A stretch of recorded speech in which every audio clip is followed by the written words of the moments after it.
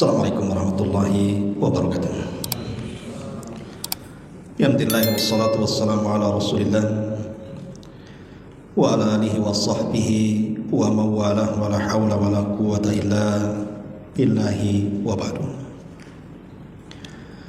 Alhamdulillah, segala puja dan puji hanya milik Allah Subhanahu wa ta'ala. Salat dan juga salam kita hadiahkan kepada Rasul kita Nabi besar Muhammad sallallahu alaihi wasallam. Dan malam ini alhamdulillah kita bisa duduk kembali berthalabul ilmi setelah beberapa waktu kita libur karena terpotong Ramadan dan suasana lebaran. Dan saya ucapkan taqabbalallahu minna wa minkum. Hadirin dan hadirat yang dimuliakan Allah Subhanahu wa taala, tentu setelah lewatnya Ramadan kepada kita, ada nasihat para ulama tentang pentingnya kita istiqamah dalam ibadah. Ada satu ayat dalam Al-Quran yang membuat para sahabat berat untuk mengamalkannya. Ayat itu disebutkan di dalam Al-Quran, fastaqim kama umir, istiqamahlah sebagaimana yang telah diperintahkan Allah kepada kalian.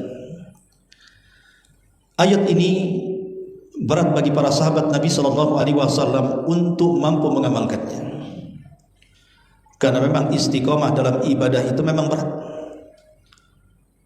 Karena ketika kemudian perintah Allah agar kita istiqamah, maknanya kita harus senantiasa tetap di jalan Allah Subhanahu wa ta'ala. Maknanya kita tidak boleh berbelok ke kanan dan ke kiri. Maknanya kita harus semangat untuk melaksanakan ketaatan. Maknanya kita harus berusaha untuk menjauhkan dari kemaksiatan.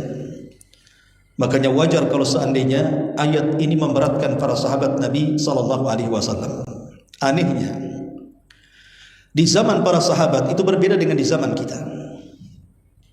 Di zaman kita dengan berbagai macam fitnahnya, dari wanita-wanita, harta benda, belum lagi alat-alat komunikasi yang kita kenal hari ini, belum lagi kemudian berlomba-lomba mengejar pangkat, jabatan, kepemimpinan, mengumpul-ngumpulkan harta dan yang lainnya.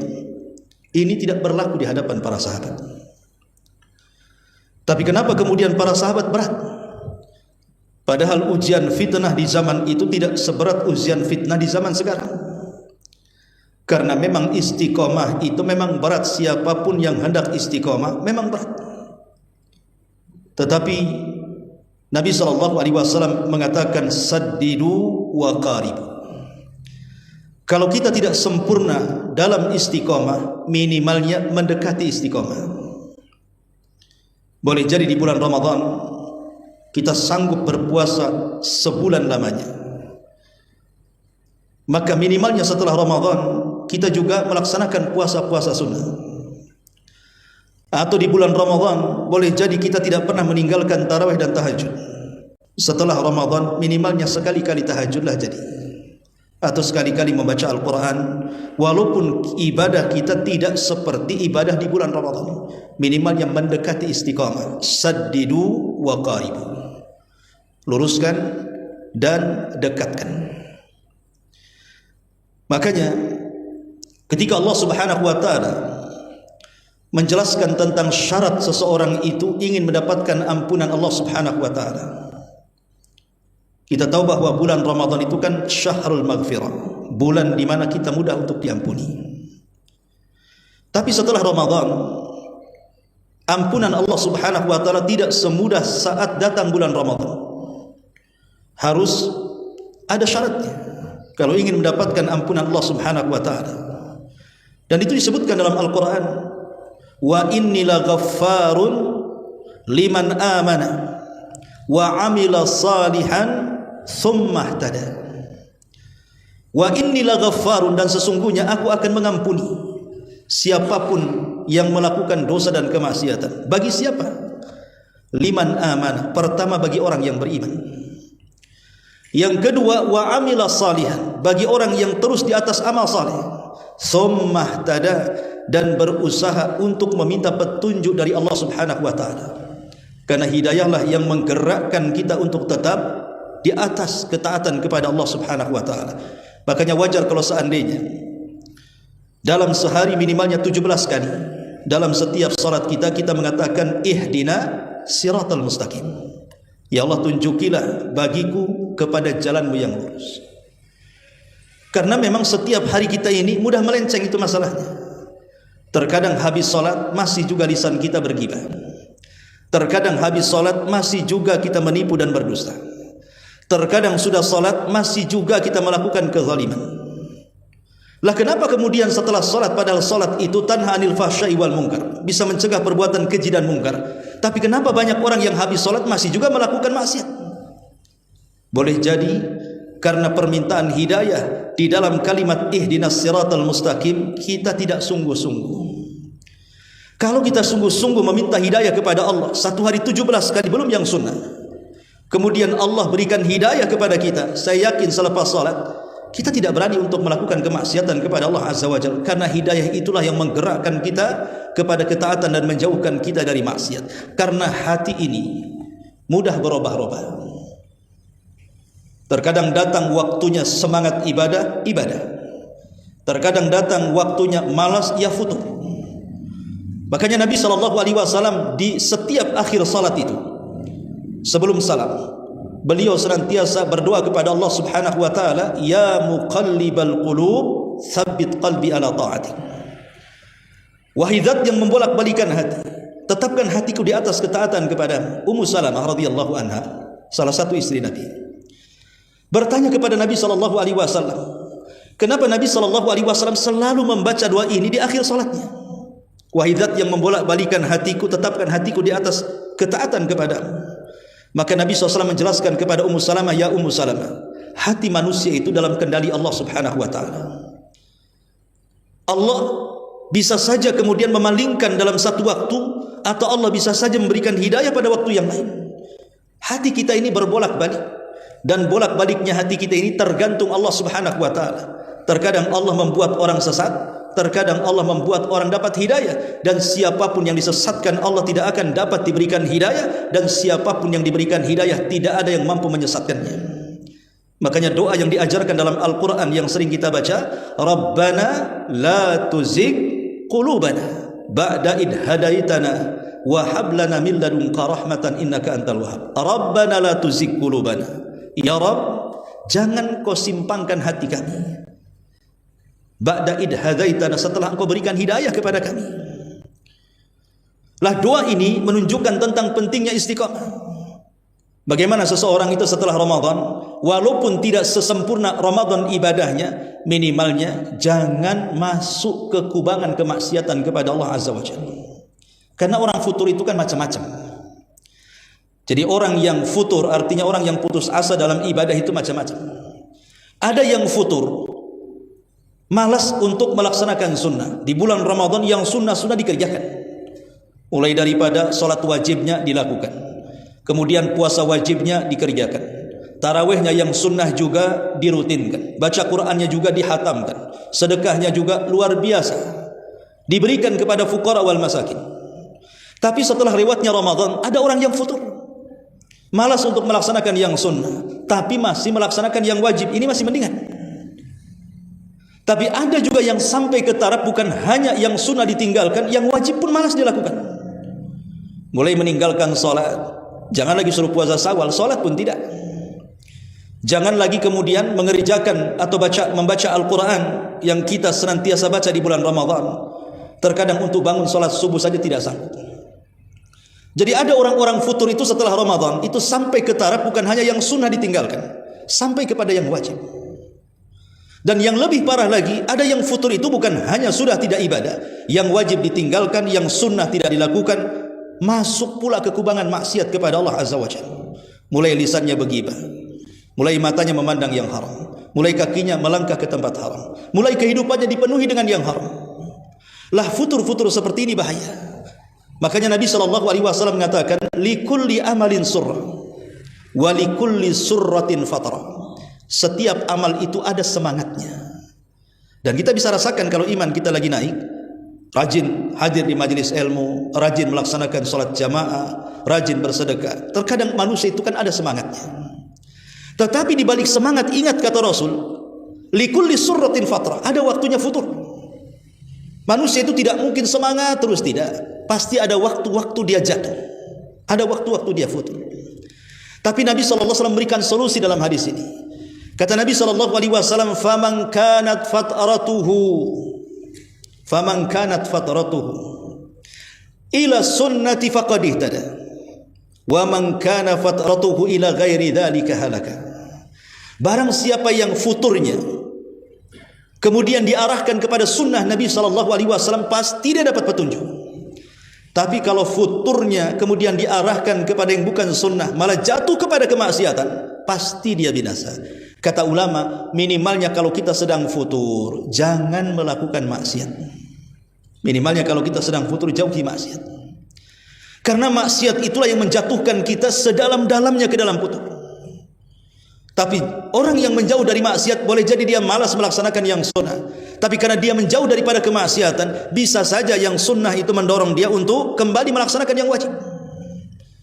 Ma'asyiral muslimin wal muslimat rahimani wa rahimakumullah. Makanya ada istilah ulama itu, kun rabba la ya'rifunallaha illa fi Ramadan. Seburuk-buruk manusia, kata Rasul, yang tidak mengenal Allah kecuali di bulan Ramadan. Seburuk-buruk manusia adalah manusia yang tidak mengenal Allah kecuali di bulan Ramadan. Dan itu kita saksikan hari ini. Baru lewat Ramadan lah beberapa hari. Mungkin kita berada di pertengahan Syawal hari ini. Kan baru beberapa hari saja Ramadan lewat dari kita. Tapi apa yang terjadi? Suasana masjid yang ramai kemana? Sudah tidak ramai lagi. Suasana orang yang membaca Al-Quran bergaung di mana-mana. Mana orang yang baca Quran hari ini? Suasana orang yang bersedekah, yang mudah kemudian mengeluarkan sedekah, mana pada orang-orang yang bersedekah itu? Atau suasana orang-orang yang kemudian menjaga lisan selama Ramadan, tidak menggibah, tidak namimah dan yang semacamnya, hampir kita tidak dapati lagi. Padahal baru beberapa hari Ramadan itu. Macam mana kalau Ramadan makin jauh dari kita? Maka tentu kondisinya lebih parah lagi. Maka nasihat para ulama setelah Ramadan, maka tingkatkan ibadah kita. Walaupun tidak sesempurna Ramadan, minimalnya mendekati Ramadan. Contoh umpamanya, Nabi SAW mengajarkan istiqamah setelah Ramadan. Kata Nabi SAW, man sama Ramadana thumma atba'ahu sittan min Syawal kana kasyamu dahri. Barang siapa yang berpuasa Ramadan kemudian diikuti 6 hari puasa Syawal, maka pahalanya sama dengan puasa selama setahun. Bagaimana hitung-hitungannya? Puasa Ramadan berapa hari? 30 hari. Puasa Syawal 6 hari, berarti jumlahnya 36 hari. Dan dalam Islam satu kebaikan itu dilipat gandakan 10 kali lipat kebaikan.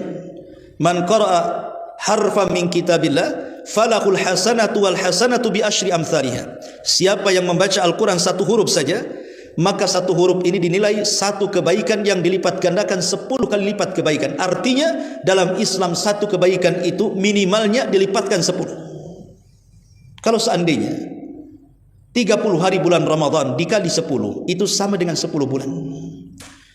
Dan yang 6 hari bulan Syawal dikali 10 itu sama dengan 2 bulan. Maka seluruhnya jumlahnya 12 bulan, 1 tahun. Makanya Nabi SAW mengatakan, siapa yang puasa Ramadan kemudian diikuti 6 hari bulan Syawal, maka seolah-olah kita puasa setahun. Bayangkan ikhwan, siapa yang sanggup berpuasa setahun? Jangankan lagi cerita puasa setahun, kalau sudah di luar Ramadan, Senin Kamis pun malas. Puasa Ayyamul Bid apalagi, puasa Daud makin malas lagi. Tetapi cukup kita ini berpuasa Ramadan, kemudian lengkapi dengan 6 hari puasa Syawal, seolah-olah setiap hari kita puasa selama setahun. Ini kan luar biasa ya, ya. Ma'asyiral muslimin wal muslimat rahimakumullah. Makanya ada perkara-perkara supaya kita bisa istiqamah. Pertama, doa kepada Allah Subhanahu wa taala agar hati kita ditetapkan dan jangan berbelok. Karena yang membolak-balikan hati kita kan Allah Subhanahu wa taala. Maka terus belajar ikhlas. Terus belajar ikhlas, ya. Yang kedua, jangan tertipu dengan ibadah di bulan Ramadan.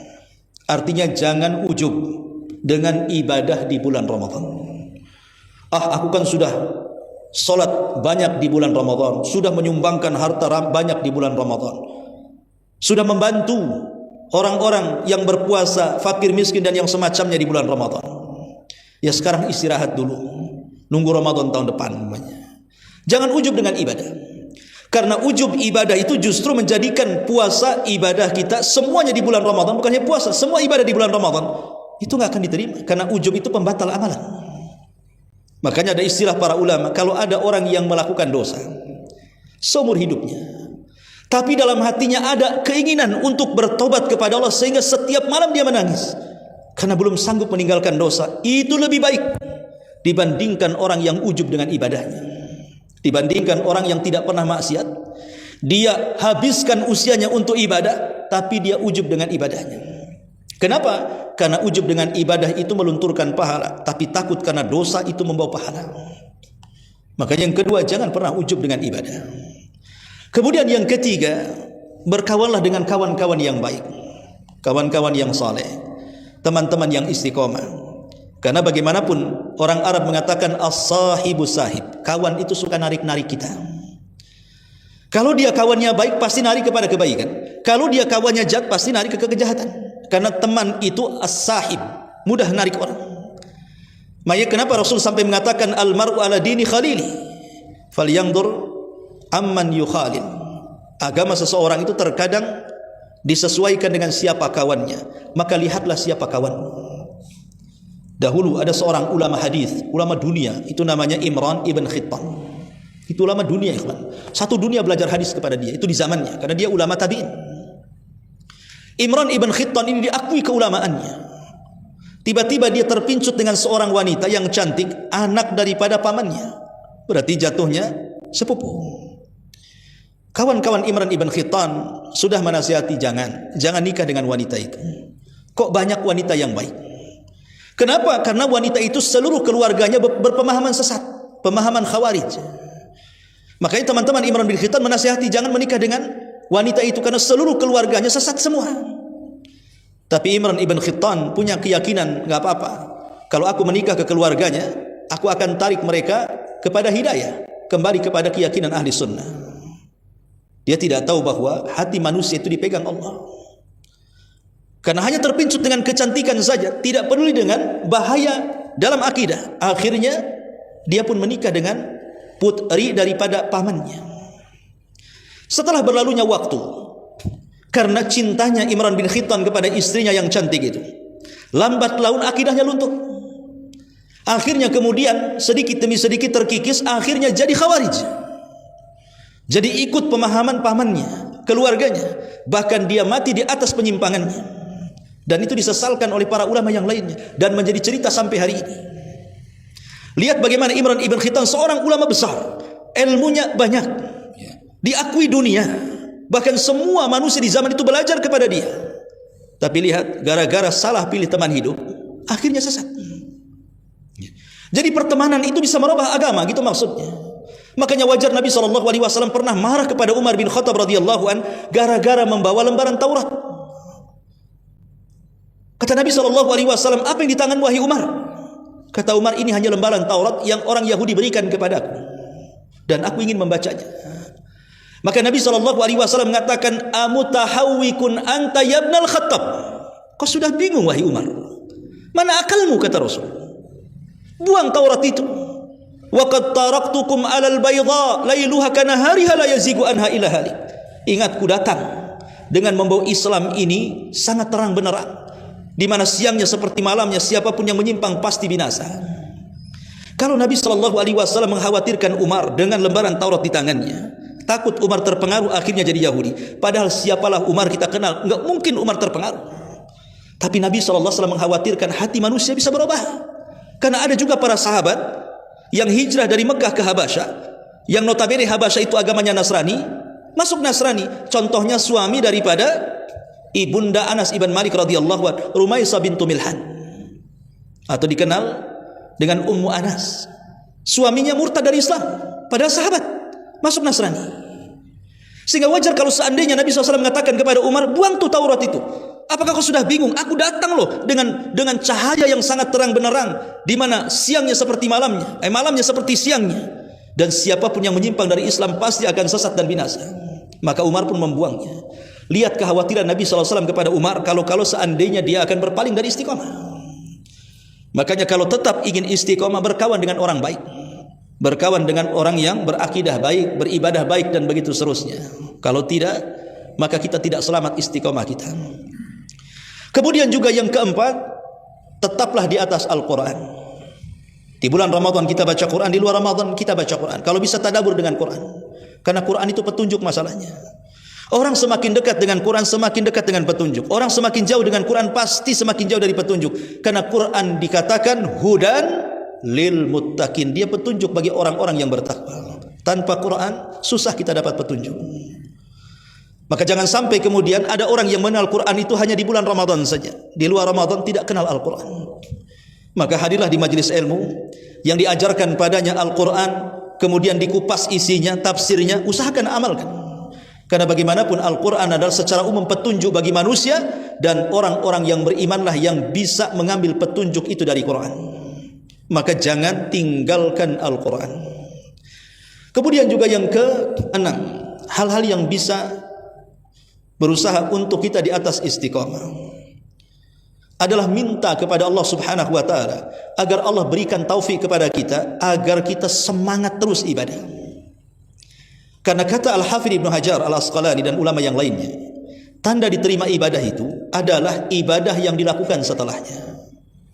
Tanda diterima ibadah sebelumnya adalah dengan melakukan ibadah setelahnya. Artinya kalau kita ini ingin diterima ibadah selama Ramadan, maka pertahankan ibadah setelah Ramadan, gitu maksudnya. Itu alamatnya.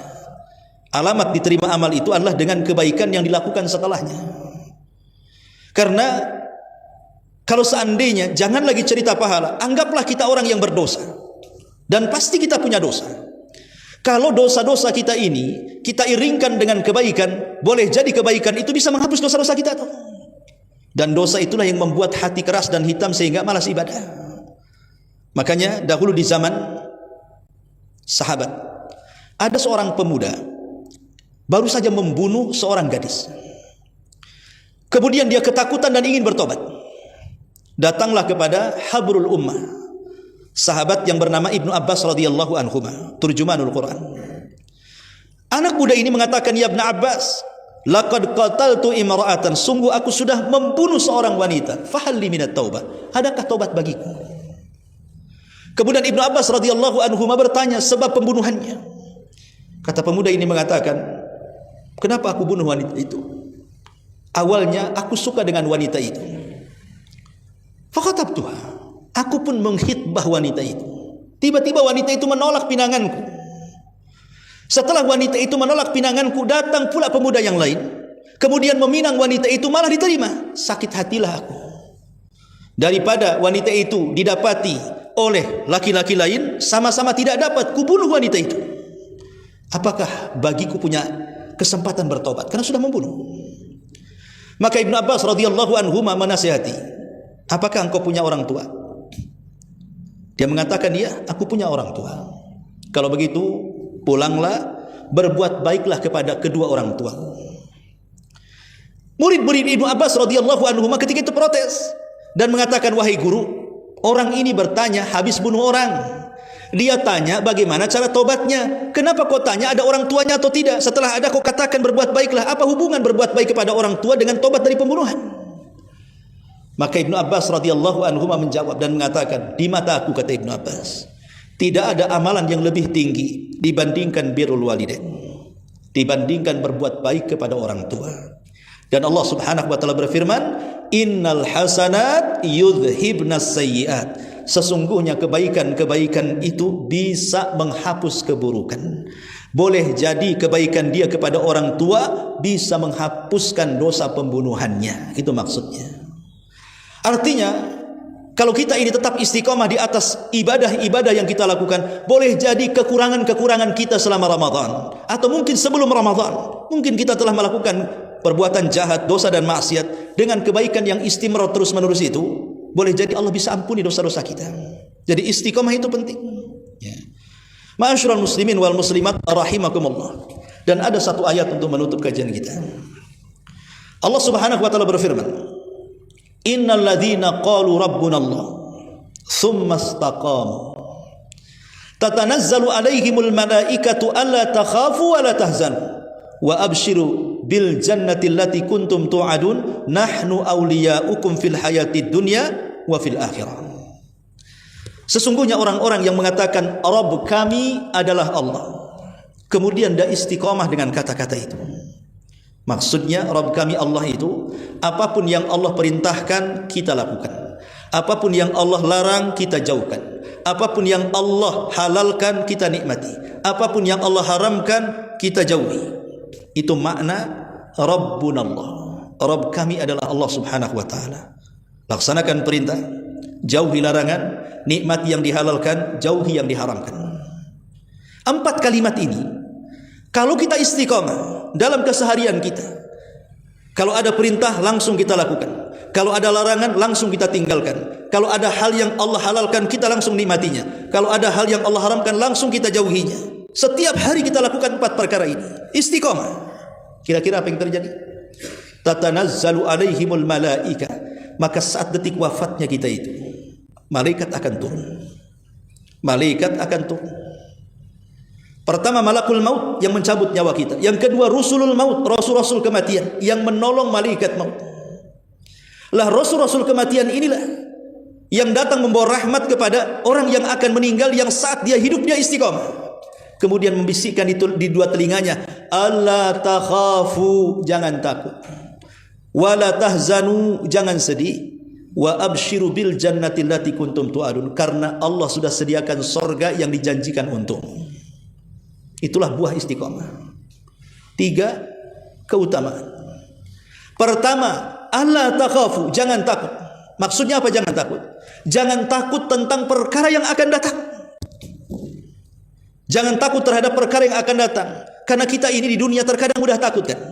Takut akan perkara datang, macam mana besok makan, macam mana besok kerja, macam mana nasib anak-anak, macam mana pendidikannya. Sesuatu yang akan datang terkadang kita takut itu. Sebelum terjadi sudah takut duluan kita ini.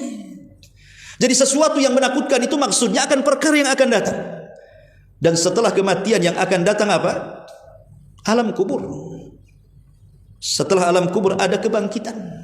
Setelah kebangkitan ada neraka. Itu kan menakutkan semua. Di alam kubur ada azab kubur, ada fitnah kubur, menakutkan. Hari kebangkitkan, kita dibangkitkan, berdiri dan tidak bisa berdiri dan tidak bisa berbaring, tidak bisa duduk.